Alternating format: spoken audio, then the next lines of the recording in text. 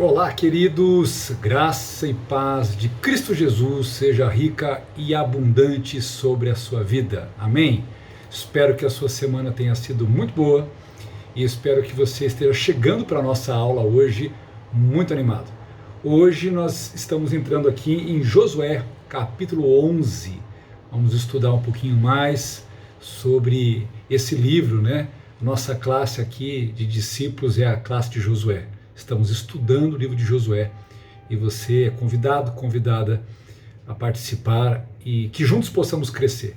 Amém, queridos? Antes da gente fazer a leitura do texto, começar a trabalhar os versículos e entender, né, aquilo que a palavra do Senhor tem para nós, vamos orar. Vamos colocar este tempo diante do Senhor e pedir em tudo a direção, a capacitação do Espírito Santo. Amém? Pai, muito obrigado, Senhor. Tempo abençoado de estudar a Tua Palavra. Ajuda-nos nessa hora com a Tua graça, ajuda-nos nessa hora com discernimento, sabedoria, entendimento, Senhor, para que possamos não só conhecer o que aconteceu, acontecer os eventos, mas entender os aspectos espirituais, conhecer mais o Senhor, aplicar esta palavra para a nossa vida e diante dos nossos embates, na nossa caminhada, possamos ser vitoriosos, como Josué assim o foi. Oramos ao Senhor nessa hora e agradecemos, Senhor, no santo, bendito e maravilhoso nome de Jesus. Amém. Amém. Amém, queridos. Bom, Josué, capítulo 11. Na semana passada, a gente falou um pouquinho sobre a conquista, né? Desde o capítulo 9 e capítulo 10, a conquista de Josué, principalmente na questão daqueles reinos, né, que haviam na parte sul, tá, ali da Cananeia. Hoje nós vamos perceber que o embate vai se dar mais para o norte, ok? Então vamos fazer a leitura bíblica e poder ouvir aqui, né, entender um pouco do que aconteceu no capítulo 11. Hoje está friozinho, gente, está um tempo mais friozinho, então nada como um bom cafezinho aqui para dar aquela esquentada, né? Diz assim: quando Jabim, rei de Hazor, ouviu isso, né, ou seja, ouviu o que aconteceu naquela batalha, naquela coalizão dos reis do sul que vieram, né, contra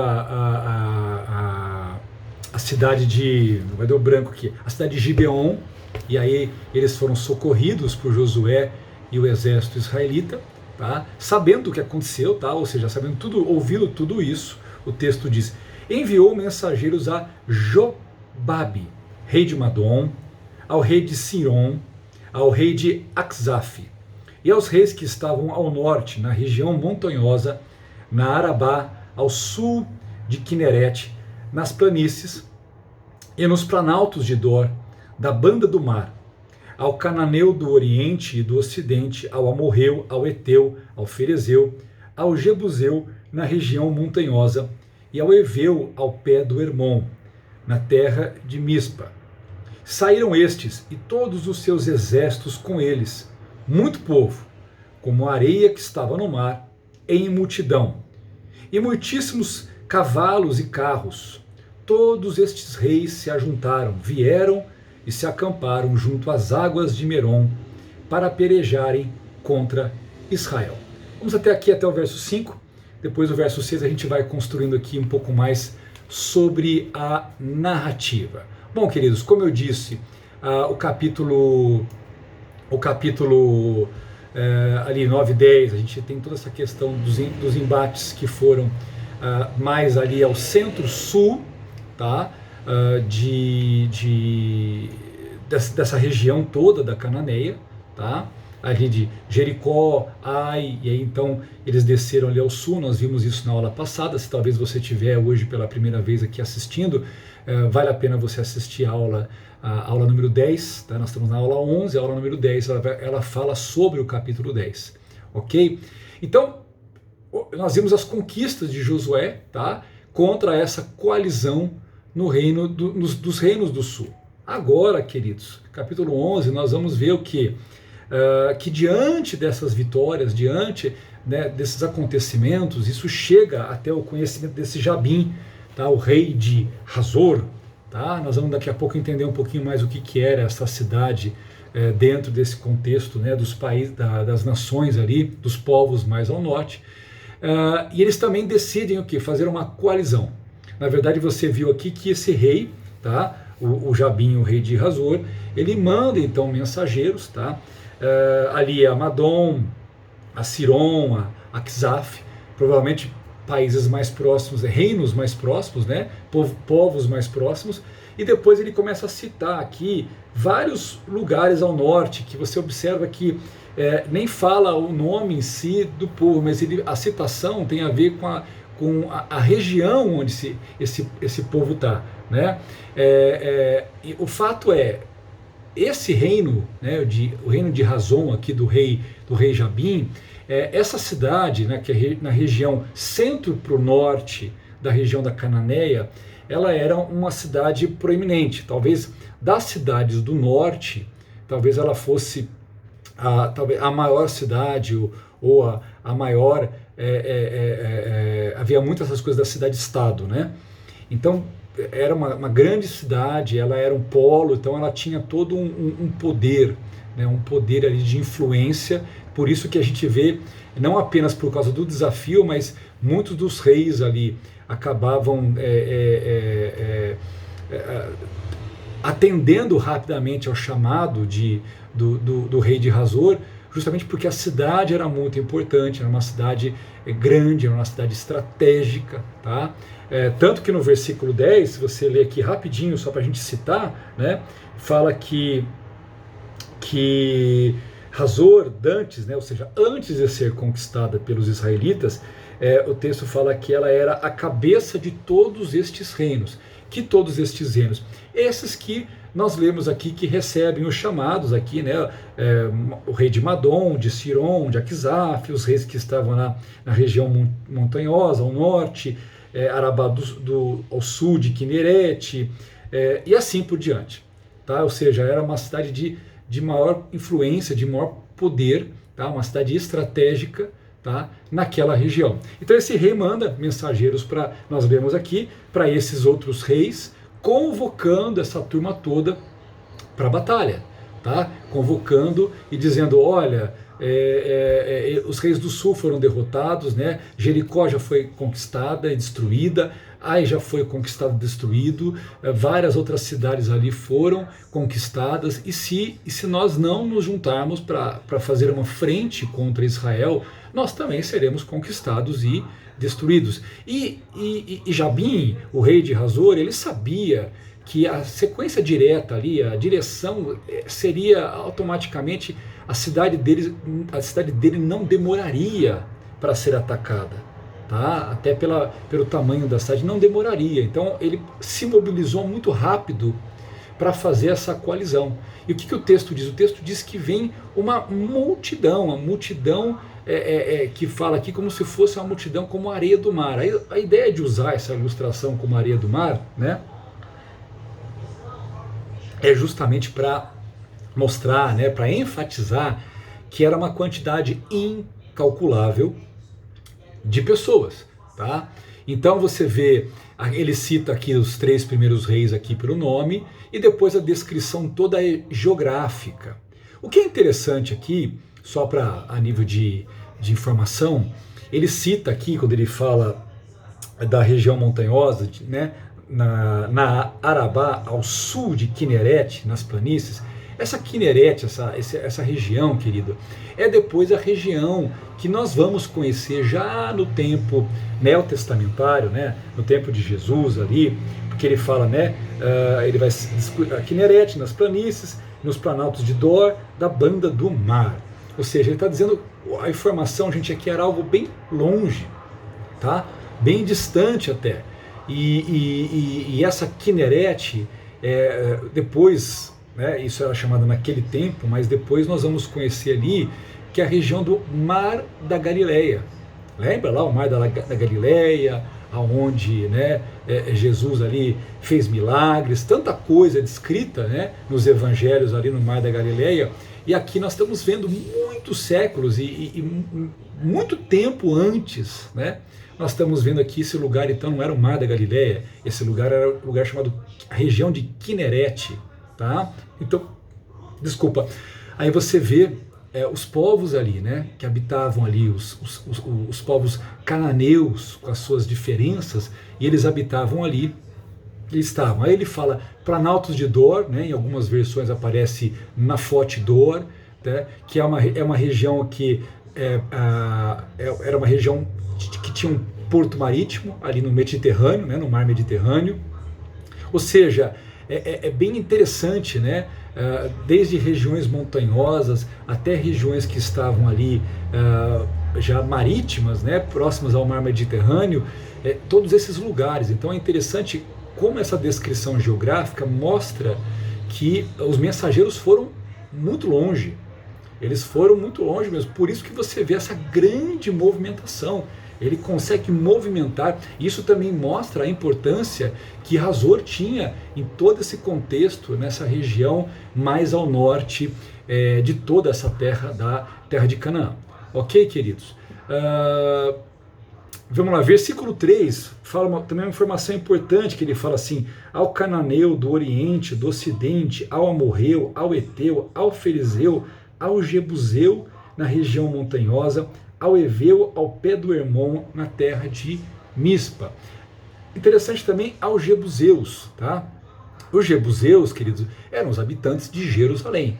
Não sei se você sabe, mas nesse tempo, né, antes, pré-conquista, né, eram Jebuseus que ficavam ali na região de Jerusalém, tá? Jerusalém, gente, não fica ao norte, Jerusalém fica mais ao sul. Então, por que é interessante? Por que eu quis falar para vocês dessa forma como, né, Josué escreve, ele narra essa história. Por quê? Porque nós estamos vendo aqui que ao mesmo tempo que eles foram até os lugares mais distantes, porque cita Hermon, né, um dos lugares mais distantes, ao mesmo tempo também mensageiros foram uma região mais ao sul, que até então não havia sido conquistada nesse primeiro evento, dessa batalha da primeira coalizão, mas você vê que até ali houve mensageiros e o rei de Jerusalém ali mandou soldados ali, mandou parte do exército jebuseu, né, para enfrentar. Então, fica muito evidente que, de forma geral, esse avanço dos israelitas trouxe um grande temor para o povo para esses povos que viviam ali, né? Tanto que são narrados aqui Eteu, Ferizeu, Jebuseu, ou seja, Israel não era mais apenas um grupo, não era visto mais como antes. Na verdade, Israel agora se tornava uma grande ameaça, tá? Uma grande ameaça, porque Deus os conduzia, né, cada vez mais a vencer os seus inimigos e tomar toda esta terra que existia ali. Então, assim como eu citei Jericó, que estava ao sul, né, Jerusalém, que ficava ao sul de Jericó, Hermon, na verdade também que aparece aqui, representava o extremo norte, o ponto mais alto, né, ali ao norte da Palestina. Tá? Aí que fala de Mispa também. Mispa é interessante porque você tem pelo menos 3 cidades que historicamente tiveram o nome de Mispa, né? Você tem aqui uma perto de Laquis, tá? Que aparece em Juízes 15:38, uma em Benjamim, no sul, também aparece em Juízes 18:26, e outra em Gileade, ao leste do Jordão, em Juízes 10:17. O fato é que nós temos esse relato todo. Provavelmente pode ser que seja ali essa região onde depois ficou essa região de Benjamim, tá, lá em Juízes, tá, também mais ao sul. Então talvez a referência fosse o que? Mostrar de norte a sul, para todo esse interior ali na região da Cananeia, esses povos todos foram chamados, tá? Esse grande exército se forma, e o texto faz questão de enfatizar que haviam muitíssimos carros e cavalos. Lembrando, gente, que na arte da guerra antiga, né? Na arte da guerra antiga, carros e cavalos eram um grande diferencial, tá? Você ter, eu não sei quantos têm essa proximidade de estar perto, por exemplo, de um cavalo. Outro dia estava aqui no centro da cidade e a polícia militar ela tem um segmento que é da cavalaria, né? E haviam quatro desses soldados, né, cavaleiros ali, estavam andando ali no centro aqui de Campinas, e eu estava de carro e automaticamente eles passaram ao meu lado, e aquele animal, cavalos lindos, né, muito bem tratados, mas assim o porte do cavalo, né, que dava ao cavaleiro uma posição vantajosa, muito forte, né. Eu até olhei, eu me lembro que eu olhei para aquela cena do cavalo do meu lado aqui, e eu falei, nossa, fiquei imaginando exatamente isso, essas batalhas, quando vinha essa cavalaria, né, e os soldados que estavam, né, ali a pé, tendo que lidar, né, primeiro com o porte do animal, que é um animal desse, né, vários animais desses vindo na sua direção, já é um negócio complicado. Fora isso, você tem um cavaleiro que tem uma espada longa, né, porque era comum os cavaleiros usarem uma espada mais longa, ou lanças, né? E de repente você está ali no chão com a sua arma, tendo que encarar um adversário que vem contra você, que dependendo da situação pode ter duas vezes ou até mais do seu porte, o seu tamanho. Então era desafiador. Exércitos que tinham muitos cavalos, né? Muitos cavaleiros, era um exército poderoso, assim como esses carros de guerra, né? Alguns carros de guerra tinham arqueiros, outros tinham guerreiros, mas querendo ou não, o carro de guerra, esses carros eles também davam uma vantagem, né? Que seriam os blindados de hoje, alguns veículos que você tem nas batalhas modernas hoje, que dão de certa forma um poder bélico superior àqueles que não têm. Tá? Então, essa descrição ela não está à toa aqui nas Escrituras, ela está aqui para mostrar a grandeza desse poderio que vem agora contra Israel, que vem para, antes que ele chegue nessa região norte, né, eles já querem impedir ali, vencer ali, acabar com tudo ali. Então eles vêm para um tudo ou nada, essa é a palavra, eles vêm para um tudo ou nada. E o texto diz aqui, né, que eles acamparam, que final do versículo 5, eles acamparam as águas de Merão, né, para pelejarem contra Israel. Tá, eles ficaram nessa região. Aí você pergunta, onde ficam essas águas de Merão? Na verdade, esse lugar onde ficam as águas de Merão, ainda hoje, né, é um lugar de muita incerteza. O lugar correto disso é desconhecido, onde ficavam essas águas de Merão. Tá? Alguns estudos dizem que isso fosse como se fosse um grande lago, que é até chamado de Lago Huli, tá? Só que ficava ali situado bem ao norte da onde seria a região da Galileia, mas na verdade isso é apenas especulação, porque historicamente se sabe que existia um lago ali, mas depois esse lago foi drenado, ele deixou de existir nos tempos mais modernos aí, ou seja, há algum tempo atrás esse lago deixou de existir. Alguns estudiosos acham que essas águas de Merom é algum lugar que ficava entre o Mar da Galileia e a costa mediterrânea. Tá? Mas tudo isso, gente, é muito incerto. O fato é, eles se juntaram, estavam ainda a uma distância boa da onde estava o acampamento dos israelitas, que na verdade ficaram sabendo, obviamente, assim como as mensagens corriam, né, as mensagens também chegavam ali, provavelmente nem todas as horas, não é porque em alguns momentos o autor vai dizer assim, e Josué mandou espias, não significa que ele só mandou espias naquele momento.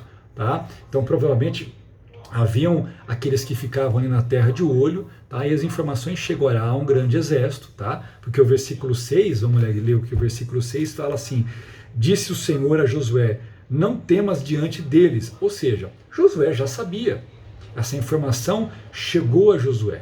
Tá? Existe um grande exército que está vindo, um grande exército que foi formado, né? Uma multidão como a areia do mar que está vindo para combater. Então essa informação chegou. Com certeza não foram moradores dos outros povos, com certeza foram espias, né, soldados que Josué mandava, né, para alguns lugares para ter informações e saber o que estava acontecendo, para que ele não fosse de forma nenhuma surpreendido. Tá? Aí o versículo 6, o que nós vamos ver aqui? Disse o Senhor a Josué: não temas diante deles, porque amanhã, a esta mesma hora, eu os entregarei todos mortos diante dos filhos de Israel. Então isso nos leva, o versículo 6, nos deve entender o quê? Que diante da posição, tá, tendo a notícia de que o inimigo estava se aproximando, Josué também não ficou parado. Tá? O versículo 6 dá a entender que Josué se mobilizou, tá? E também foi de encontro ao seu adversário. Tá? Porque da onde você olhar geograficamente, da onde ele estava, tá? Naquela região de Gilgal, para ele chegar até essa região onde, mexi aqui na câmera, gente, desculpa, aonde estava de fato esse exército, teve que haver uma movimentação, tá? Teve que ter um avanço ali, eles foram de encontro a esse grande exército. Tá? Então, é importante a gente entender isso, porque para você não achar que estava lá, Josué chegou a notícia, ele ficou lá parado. Não, ele se mobiliza. Não há aqui um indicativo, não existe uma especificação. Olha, então Josué se mobilizou, levantou o exército e foi e acampou em tal lugar. Não, a conversa já passa para o momento em que o Senhor vai falar. Tanto que o Senhor fala, olha, amanhã a esta mesma hora. Ou seja, ele estava relativamente próximo para que ele pudesse eventualmente também já entrar em combate contra este exército. Tá? Então, em algum momento que não está escrito aqui, tá? O exército de Josué e o exército se mobilizaram em direção a para combater, para lutar contra este grupo. E é nesse contexto, tá? Aqui, gente, se eu fazer uma parte aqui que eu acho importante, para você ver assim, o Josué não ficou parado, né? Josué não ficou ali, por mais que talvez a notícia fosse uma notícia que gerasse, né, medo, temor, porque assim, vamos parar a pensar, você está lá, uma grande batalha, você conquistou vários lugares, de repente chega uma notícia e fala, olha, tem um grande exército vindo, um exército que é areia, né, que é como a areia do mar. Tente imaginar que não é fácil você receber uma notícia dessa, né? Esse é um grande problema. Literalmente um grande problema, tá? Então, mas observe que qual é a resposta de Josué, né? Ele vai se preparar, ele vai se organizar, né?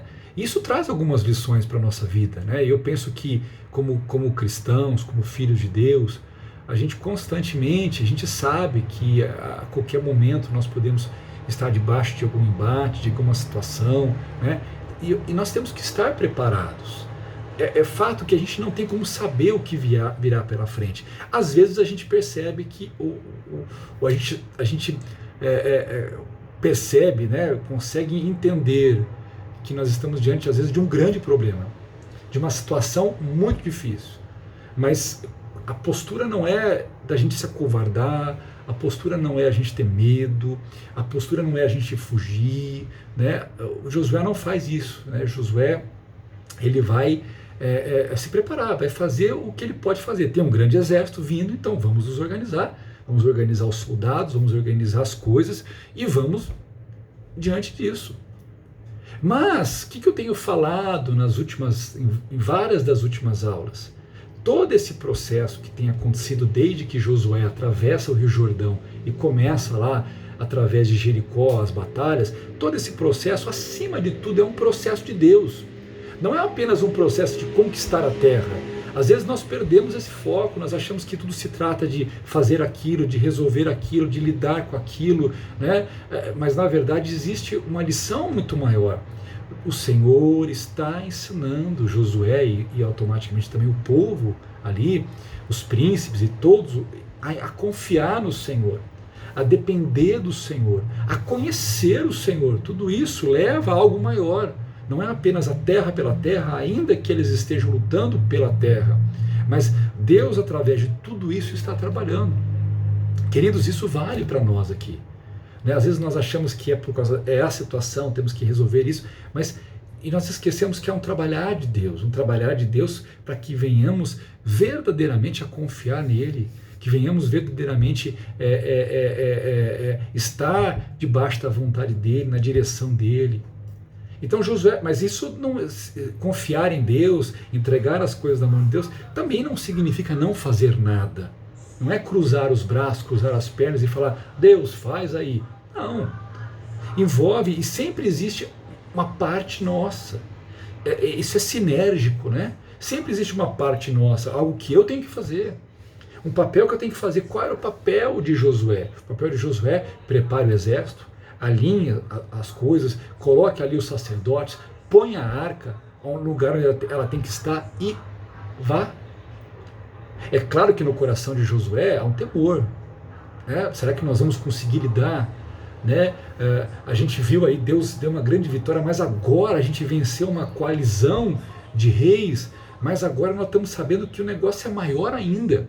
E às vezes, irmãos, nós passamos por esse tipo de pensamento, a gente acaba de enfrentar uma situação difícil, complicada, e a gente vence com a graça do Senhor, porque nós vimos na aula passada que a vitória dos israelitas, na verdade, deveria chamar a vitória do Senhor, porque foi o Senhor que fez a vitória acontecer. Ainda que os israelitas estavam lá, mas foi totalmente a mão de Deus em favor do seu povo ali. E é interessante porque eles obtêm essa grande vitória.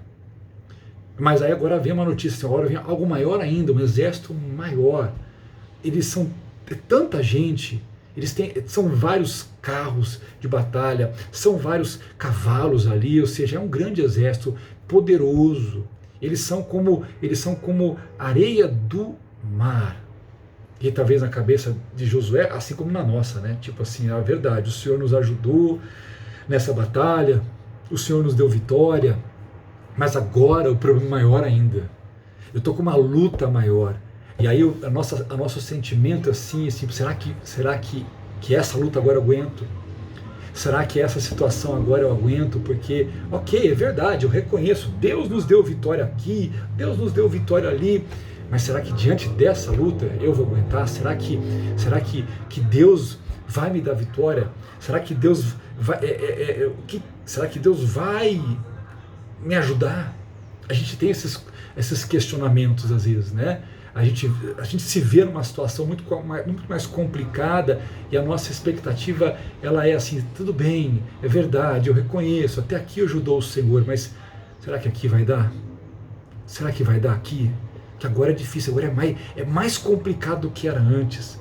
Então observe como a gente, né, como outro dia eu preguei no culto para a nossa igreja, eu falei assim, nós temos um vilão que mora dentro da gente, esse vilão vira e mexe, ele tenta nos atrapalhar. Eu falo isso por quê? Porque o versículo fala, no versículo 6, que o Senhor vem falar com Josué. Ou seja, eu creio, tá, que o Senhor viu o coração de Josué.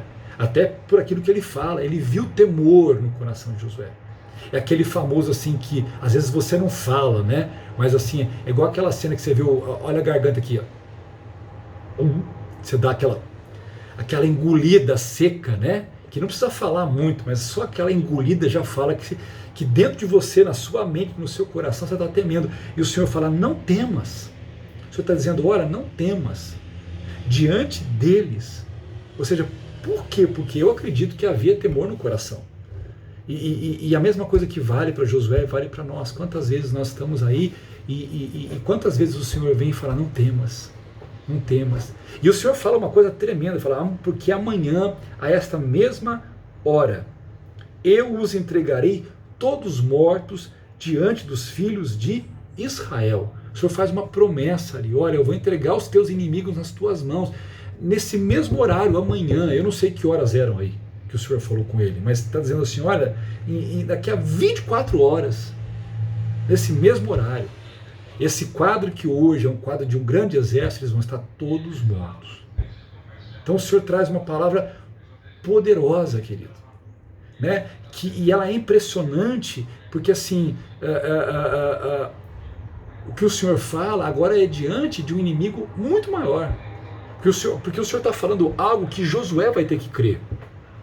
Olha, Josué está lá, o número é muito grande, o Senhor está dizendo, olha, amanhã, ou seja, mais rápido do que você imagina, porque talvez na cabeça de Josué falou assim, essa batalha vai ser dura, essa é uma batalha que vai demorar um tempo, isso está amanhã, ou seja, em 24 horas, não que eles vão lutar 24 horas, mas após a luta começar, nesse mesmo horário, os seus inimigos já estarão todos derrotados.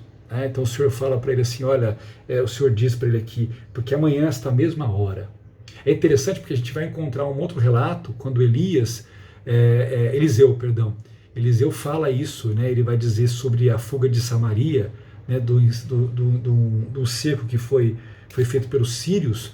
Isso está lá em 2 Reis 7:1, ele fala a mesma coisa, amanhã nessa mesma hora, ele fala, o Senhor já vai ter dado vitória sobre os sírios. Então é bem interessante, porque assim como foi em Reis, assim como agora está aqui em Josué, claro que Josué cronologicamente vem primeiro, né? As promessas de Deus se concretizaram. Queridos, aquilo que Deus fala, Ele cumpre. O que Deus fala, Ele cumpre.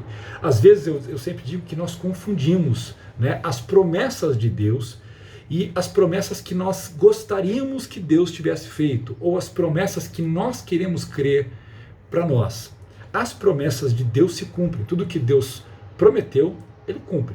Se Deus diz que vai salvar, Ele salva. Se Deus diz que vai curar, Ele cura. Se Deus diz que vai libertar, Ele liberta. Se Deus diz que vai dar livramento, Ele dá. Deus faz. O que Ele promete, Ele cumpre. Às vezes, amados, o que acontece, as pessoas vêm, e eu falo até como pastor, que às vezes as pessoas falam, mas essas promessas de Deus. E aí quando eu vou entender o que a pessoa está falando de promessa de Deus, é porque ela leu algum versículo que tinha uma promessa ali, e ela entendeu ali que de fato aquilo era para ela. E muitas vezes, a aguinha boa aqui, e muitas vezes, queridos, não é bem assim. Não é bem assim. Uma coisa é aquela palavra viva, aquela palavra rema, aquela palavra que o Senhor trouxe. Outra coisa é eu gostar de alguns versículos, né? Eu gostar de algumas promessas que eu encontro na Bíblia, né? Tinha aquela famosa caixinha de promessa, né? Que as pessoas compravam as caixinhas de promessa com versículo bíblico, punham em algum canto da sala e aí ficavam tirando. Só tinha coisa boa lá, só tinha palavra boa, né? Eu brinquei já, muitas vezes eu falava assim, cadê a caixinha das responsabilidades? Porque a caixinha das promessas todo mundo quer, eu só não encontro a caixinha das responsabilidades, né? Ou a caixinha do arrependimento, né? Precisava ter mais caixinhas aí para ficar mais justa essa brincadeira, né? Mas o fato é, as pessoas punham ali, aí a pessoa puxa aquela caixinha que tem a promessa, né? Mas assim, uma coisa é o Senhor ter dado uma palavra ao teu coração, o Senhor ter falado, uma coisa é o Senhor testificar que através de um versículo, de uma palavra, o Senhor está falando algo para você. E o que vem do Senhor se concretiza. O que não vem do Senhor, que Ele passa, porque é a palavra de homem. Eu posso pegar um versículo bíblico e profetizar aqui na sua vida, eu profetizo isso, mas se isso não veio do Espírito, se isso não veio do Senhor, querido, eu posso falar o que eu quiser para você que não vai acontecer, mas aquilo que passa do Senhor, aquilo que provém do Senhor, não volta vazio. Deus falou, vai acontecer. Tá? E aí vem um fato interessante, porque na sequência aqui, tá, no versículo, deixa eu só pegar aqui o texto, aí o texto diz, né, que aqui no versículo 7, deixa eu baixar o texto aqui, né, e Josué faz aqui, queridos, desculpa, é que eu estou com a Bíblia aberta aqui, e eu estou com a Bíblia, o texto aqui, e eu estou com o meu esboço aqui, então eu preciso olhar para cá, olhar para cá e olhar para baixo, tá? Estou com uma versão aqui embaixo, outra versão aqui, que às vezes é interessante para fazer, comentar algumas coisas com vocês, tá? Verso 6 ainda, né, o Senhor fala com ele, o Senhor fala que daria, né, a esta hora todos estariam mortos ali, e depois ele fala para Josué, fala, olha, os seus cavalos, lembra que eu disse que eram muitos cavalos? Agora ele fala, os seus cavalos jarretarás. Eu não sei se você sabe o que é esse jarretar, tá? Que a Bíblia fala aqui, mas jarretes, querido, eles são tendões ou nervos que ficam atrás, na parte de trás dos joelhos, tá? Da perna traseira, né? Das patas traseiras dos animais, tá? Cavalos, bois, touros, esses quadrúpedes, eles têm esses jarretes, tá? Quando ele fala para jarretar, significa cortar. Você corta o jarrete, tá? Você vai fazer algo no animal. esse jarrete, querido, ele vai, quando ele é cortado, tá? Você tá impossibilizando, fazendo com que o animal, impossibilitando, tá? O animal de correr. Então você transforma aquele animal, não é que ele não vai mais andar, tá?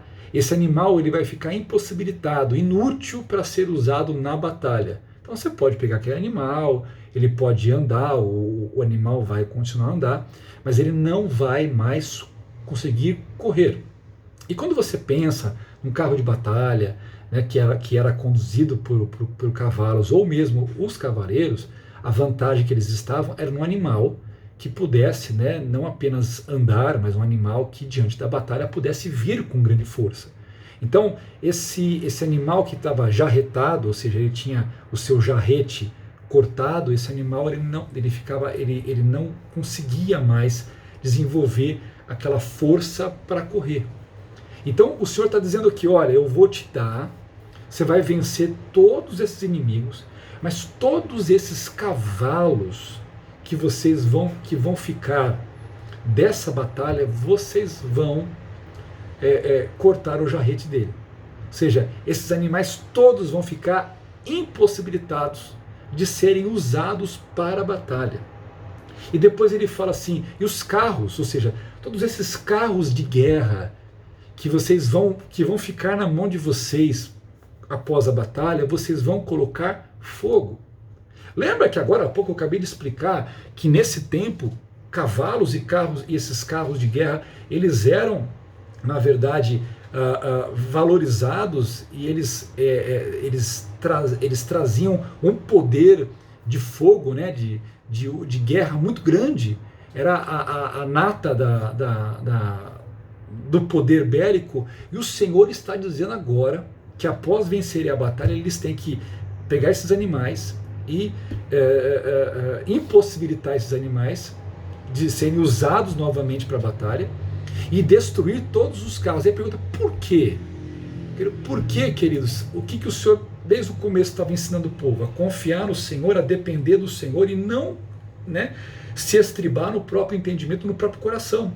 O que o Senhor queria constantemente é que Israel entendesse que era o Senhor que fazia a diferença. E o Senhor manda então mutilar esses animais e manda destruir esses carros de batalha para o quê? Para que Israel não achasse, não pegasse a partir dali e começasse a usar esses cavalos, e começasse a usar esses carros, e começasse a colocar a sua dependência, a sua confiança, quando eles chegassem para lidar com outros inimigos, eles fossem acreditar, agora nós temos vários cavalos, agora nós temos vários carros de batalha, então agora nós somos um exército mais poderoso, e aí eles deixariam de depender, de confiar no Senhor, e passariam a acreditar que a conquista da terra era por causa do poderio bélico que eles tinham.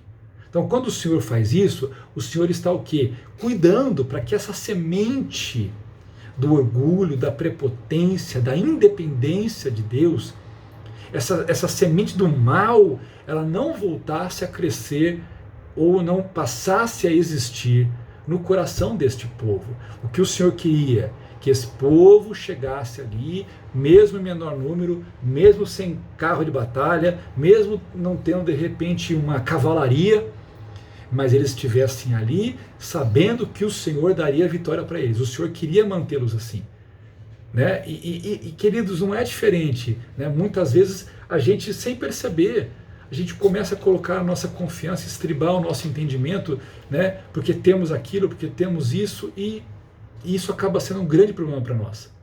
Um grande problema para nós, tá?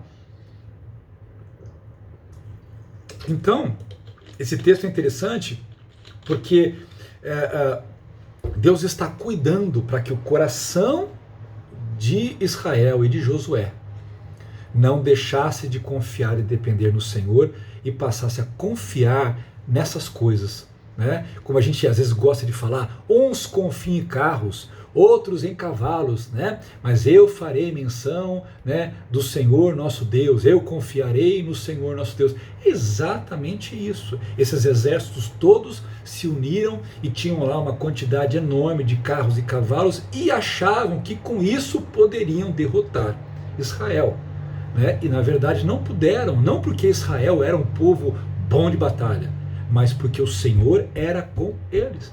Então, queridos, a mesma coisa, se nós estivermos com o Senhor, mesmo que se levantem inimigos, mesmo que, né, o que vem contra nós seja muito grande. Na verdade, nós não venceremos porque nós somos fantásticos e maravilhosos e muito inteligentes e muito bons. Na verdade, é porque o Senhor é conosco, o Senhor nos dará a sua vitória. Amém, queridos? Então, aí a gente lê aqui, né, que... versículo 7, Josué, todos os homens de guerra vieram então com ele, e ele veio apressadamente, tá, as águas de Merom e atacou-os, tá, e então houve essa batalha, e a batalha acontece, o verso 8 diz aqui, e o Senhor os deu nas mãos de Israel, e eles os feriram e os perseguiram até a grande Sidom, até Misrefote-Maim, e até o vale de Mispa, ao oriente, feriram até não lhes deixarem nenhum. Então olha o que acontece, veio o ataque, a batalha, o Senhor entregou todo esse exército, ou seja, de uma forma sobrenatural o Senhor começou a agir, e Josué e os soldados israelitas foram vencendo, foram derrubando, foram conquistando, até o momento que esses exércitos ficaram desesperados porque estavam sendo derrotados, e eles então começam a fugir, e você vai entender que essa descrição aqui do versículo 8, né, que perseguiram-se, eles foram atrás, tá, e os soldados foram, e esses grupos, né, dos exércitos aí dessa coalizão começaram a fugir para tudo quanto é lado, né, para tudo quanto é direção, né, e o povo e os soldados de Israel foram atrás. Então quando ele fala aqui a grande Sidom, querido, era uma cidade fenícia na costa do Mediterrâneo. Depois Misrefote-Maim ficava ao sul desta cidade, tá? Então a derrota dos cananeus aqui, quando a gente lê o versículo 8 que fala, né, e perseguiram até grande Sidom, Misrefote-Maim, vale de Mispa, o que a gente está vendo aqui? A gente está vendo que os inimigos foram fugindo em todas as direções, foi um grande alvoroço, né? Era mais ou menos assim, perna para que te quero, cada um por si, e o povo começou a fugir para tudo quanto é lado. Tá?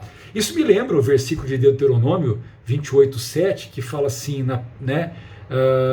Aliás, é quando o Senhor está ali, através de Moisés, novamente falando ali, né, sobre a bênção e a maldição, se Israel seguir o Senhor, obedecer o Senhor, e depois a maldição se Israel não fizer isso. E quando ele está falando das bênçãos, né, ele fala, o Senhor entregará feridos diante de ti, os teus inimigos que se levantarem contra ti, por um caminho sairão contra ti, mas por 7 caminhos fugirão da tua presença. E isso o Senhor disse lá atrás, ainda para aquela primeira geração, e aí você vê agora, né, nessa geração que está na terra, você vê exatamente isso, né, o Senhor entregando os inimigos, permitindo que Israel vença, os fira, e agora eles vieram por um caminho, e agora cada um deles eles estão voltando, né, fugindo em todas as direções, exatamente como Deuteronômio 28:7, o Senhor disse que iria acontecer. Então, o verso 9, né,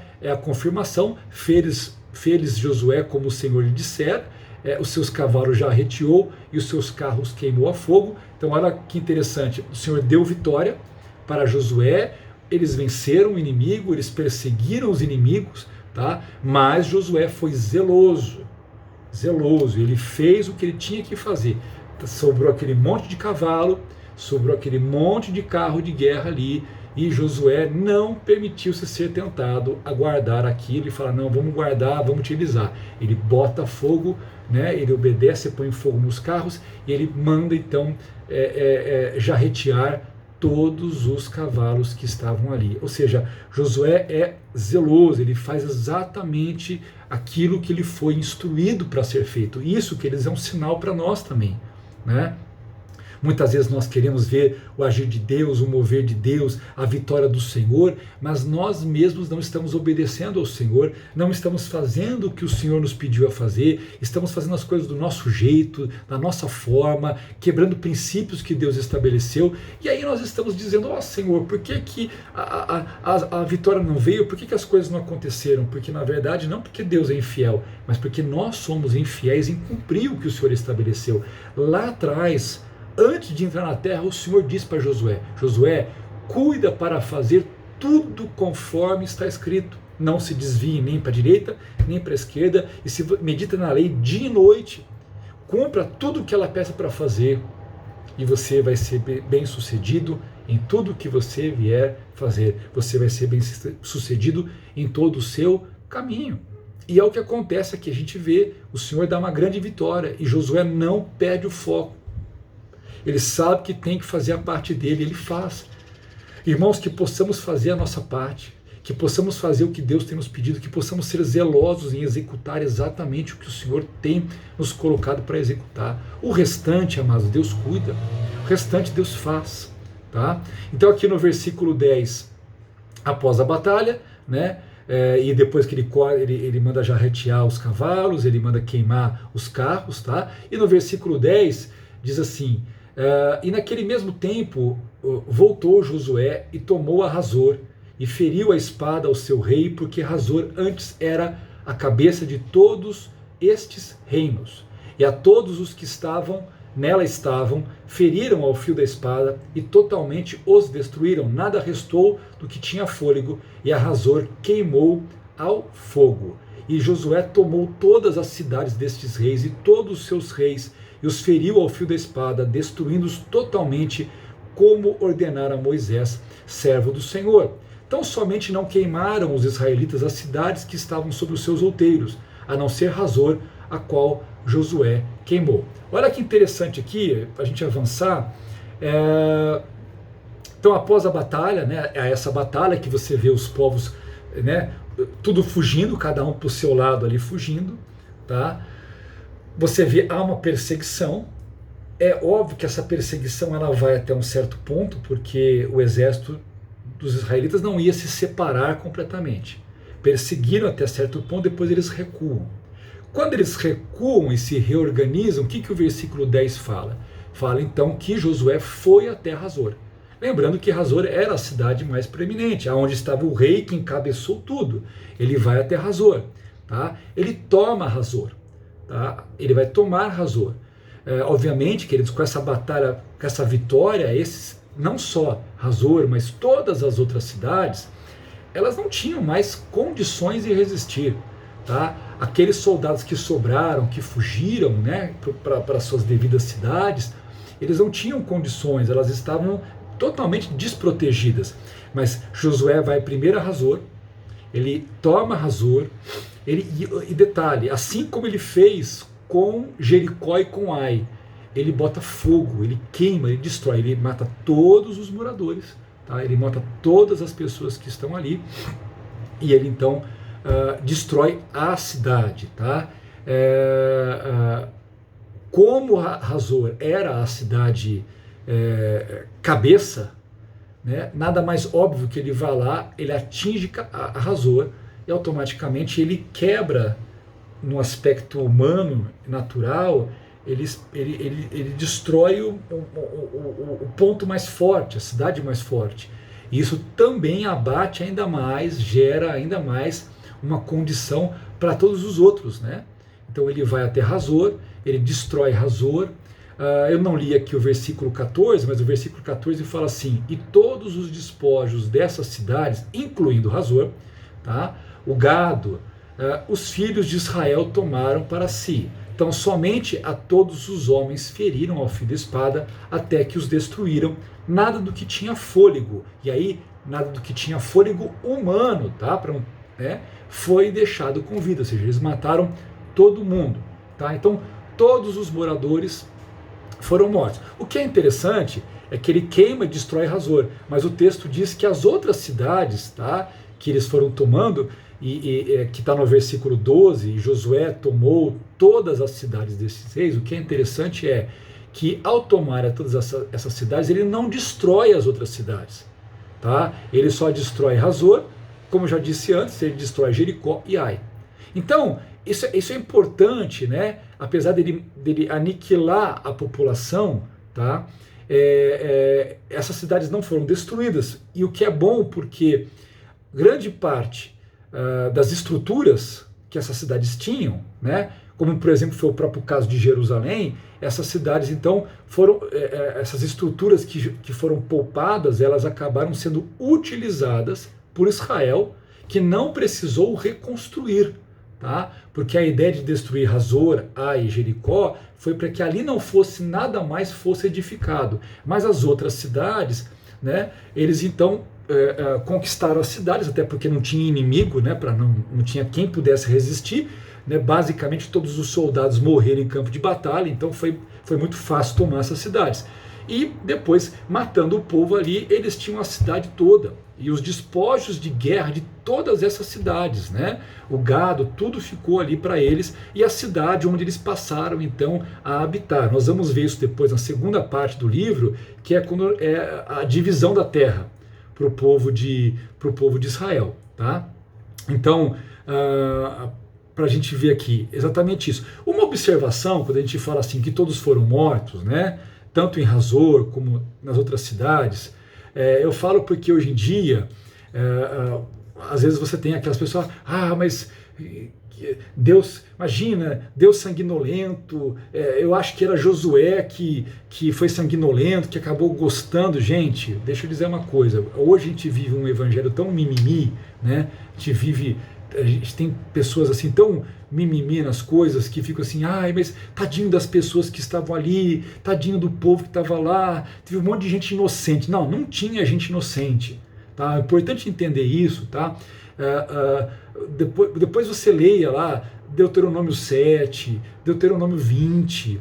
Por quê? Porque está dizendo o quê? Por que esses povos estão sendo aniquilados? Por que Deus está usando os israelitas, não apenas para tomar a terra, mas também para fazer? Porque esses povos estavam debaixo de julgamento, da ira, de juízo de Deus. Tá? Esses povos aí, Deus explicou para Moisés por que Israel deveria trazer essa destruição. Os cananeus estavam sendo julgados por causa da sua perversidade. Foi um julgamento. Deus deu todo o tempo de arrependimento. Esses povos não se arrependeram, tá? E agora era tempo de juízo, e Deus está usando Israel para trazer juízo sobre estes povos, ok? Então vamos lá, versículo 15, e como ordenara o Senhor a Moisés, seu servo, assim Moisés ordenou a Josué, assim Josué o fez, nenhuma só palavra tirou de tudo que o Senhor ordenara a Moisés. Ou seja, Josué fez tudo o que tinha que fazer. Verso 16, assim Josué tomou toda aquela terra, as montanhas e todo o sul, e toda a terra de Gósen, e as planícies, e as campinas, e as montanhas de Israel, e as suas planícies, desde o monte Alaque, que sobe a Seir, até Baal-Gade, no vale do Líbano, ao pé do monte de Hermon. Também tomou todos os seus reis, e os feriu e os matou. Por muito tempo Josué fez guerra contra todos estes reis. Não houve cidade que fizesse paz com os filhos de Israel, senão os heveus, moradores de Gibeon, por guerra as tomaram todas. Tá? Verso 20, porquanto do Senhor vinha o endurecimento dos seus corações para saírem à guerra contra Israel, para que fossem totalmente destruídos e não achassem piedade alguma, mas para os destruir a todos, como o Senhor tinha ordenado a Moisés. Então observe que o texto está dizendo que Deus endureceu o coração desse povo, tá? Para justamente esse povo não tentar fazer nenhum tipo de coisa. Esse povo se colocou então de resistência. Então o texto diz que por muito tempo Josué fez guerra, ou seja, está mostrando, né, esses avanços. Ele foi conquistando, ele foi avançando, ele foi tomando conta, ele foi destruindo o povo, tá? Não havia paz, não teve ninguém que quis fazer paz. O povo lutou, tirando o povo heveu, que nós já falamos na aula 9, se eu não estou enganado. Nós falamos sobre ali o que o povo heveu fez para escapar, tá? Mas o restante, todos os lugares foram tomados por guerra, tá? Houve batalha. Então o versículo 16 e 17 vai sintetizar, tá, todas essas batalhas que foram realizadas ao norte, e até na narrativa aqui, o que aconteceu no capítulo 9 e o capítulo 11. Tá? O versículo 16 vai mostrar exatamente isso, né? Muitos dos territórios que aparecem em Josué 10, ou seja, então há uma soma, né? É como se fosse aquele resumo ali das batalhas mais recentes ao norte, mas também lembrando as batalhas que aconteceram então ali também no sul, que é o que aparece no capítulo 10. Tá? E aqui você vê os limites dessa conquista, né? Ele fala o Monte Calvo, né? Ou o Monte Alque, tá? Que fica perto de Cades Barneia, subindo até ali Seir, que é a área montanhosa de Edom, fica ao sudeste do Mar Morto. Depois Baal-Gad e o Monte de Hermon. Tá? Detalhe que lá em cima, quando ele cita, ele fala dos povos que estão na base do Hermon. Daqui a pouco eu vou ler com vocês verso 22, nós vamos ver os povos que viviam acima no Hermon. Tá? Que mais aqui?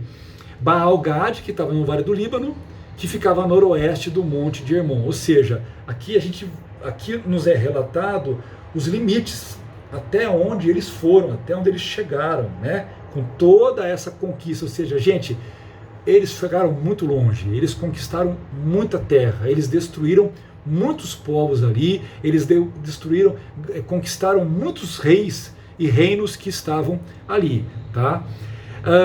Que mais? Verso 21, 22, para a gente fechar aqui o nosso estudo.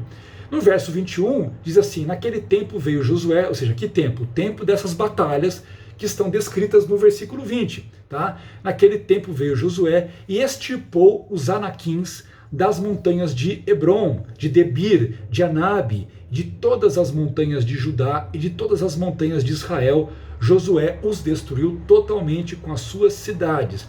Nenhum dos anaquins foi deixado na terra dos filhos de Israel, somente ficaram alguns em Gaza, em Gate e em Asdod. Assim Josué tomou toda esta terra, conforme a tudo que o Senhor tinha dito a Moisés, e Josué a deu em herança aos filhos de Israel, conforme as suas divisões, segundo as suas tribos, e a terra descansou da guerra. Então vamos lá, verso 1, verso 22, há um elemento que é registrado à parte, tá? Que é a destruição dos anaquins, ou em algumas versões aparece enaquins. Quem eram eles? Tá? É importante que há um destaque sobre eles. Tá? E esse destaque não é apenas por causa dessas batalhas, esse destaque também tem a ver com o que aconteceu lá atrás, quando a primeira geração, lá com os espias, foram entrar na terra. Tá? Esses anaquins ou enaquins são os filhos de Anak. Tá? Esses filhos é o povo descendente de Anak, tá? Que aparece Anak ou Enak, tá? Por isso que é anaquins ou enaquins. A gente viu aqui pelo texto, verso 21, que eles viviam o quê? Nas regiões montanhosas. Todas as regiões montanhosas de Canaã era o lugar que eles viviam. Não há, gente, muita informação sobre Anak ou Enak, né? Mas fica muito claro em passagens que estão lá em Números 13 ou Deuteronômio 9, que Anak foi de fato uma pessoa, não era apenas o nome de uma tribo, um nome dado a um povo, né, como se fosse apenas um nome. De fato ele era uma pessoa, tá, que existiu, e há uma descendência. Tá? E essa descendência é uma descendência que eles são mencionados na Bíblia como tendo uma estatura extraordinária, tanto que depois na Septuaginta, essa expressão, eles usaram a palavra giga, que era de gigante. Tá? Então havia uma fama dessa raça, né, dos anaquins ou enaquins, como uma raça de gigante, que amedrontava os povos vizinhos, que colocava medo. Tanto foi, gente, porque quando os israelitas, lá em Números 13, relatam, os espias voltam, o que eles falam? Que eles viram gigantes, e que diante desses gigantes, eles pareciam como gafanhotos. Eles falam: olha, ali encontramos, né, os descendentes dos gigantes. Tá? Então, era o que? Os filhos de Enaque. Não confunda isso, apesar que lá em Números 13 eles vão usar a mesma palavra que era usada aos nefilins. Tá? Os nefilins são registrados ali em Gênesis 6, que seria aqueles que nasceram do relacionamento entre os filhos de Deus com as filhas dos homens. Eu não vou entrar nesse assunto, esse assunto é outra coisa. Pastor Rafa vai tratar disso lá no livro de Gênesis. Você fica ligadinho para capítulo 6, você assistir a aula que ele vai trazer algumas explicações sobre isso, tá? Mas o fato é, eles usam a palavra nefilins lá em Números, porque eles queriam dizer que é como se fosse os nefilins do passado. Só que todos esses nefilins, eles morreram, gente, eles morreram no dilúvio. Então, uma coisa são os filhos de Enaque e outra coisa eram os nefilins de Gênesis 6. Mas os israelitas falam, os espias falam isso, porque eles estão tomados pelo pavor. É como olhar uma criatura, olhar um anjo e achar que aquilo é um Deus. Não, era maravilhoso, glorioso, é uma divindade, deve ser um Deus. Não era um anjo. Deus é só o Senhor. Né? Mas as pessoas podem aumentar e dar descrições equivocadas. E ali era justamente para mostrar que o desespero era tão grande que eles estavam pegando aqueles gigantes e quase deificando aquilo e diminuindo a si mesmos. Né? A incredulidade era tão grande que levava o povo a esse tipo de comportamento. Então, queridos, os enaquins eram esses homens de grande estatura, que eram famosos ali como também grandes guerreiros e habitavam nessa região montanhosa. E aí a Bíblia fala aqui, né, da Kiriat Arba, né, ou a cidade de Arba, que era o antigo nome, né, da cidade de Hebron. Está lá em Gênesis 23. Em Gênesis 23 aparece Kiriat Arba, que depois foi chamada de Hebron. E eles habitavam todas essas regiões até que os israelitas foram lá e tomaram. Então era o lar deles até que eles foram conquistados. Então, derrotar esses gigantes que habitavam essa região foi especialmente significativo. Por quê? Porque para mostrar que nem mesmo esses gigantes com a sua estatura ou com a sua habilidade de guerra, né, e o seu poderio, foram empecilhos para o poder de Yahvé, para o poder do Senhor. Ou mesmo havendo gigantes ali, até mesmo os gigantes tombaram diante de Israel por causa do Deus de Israel.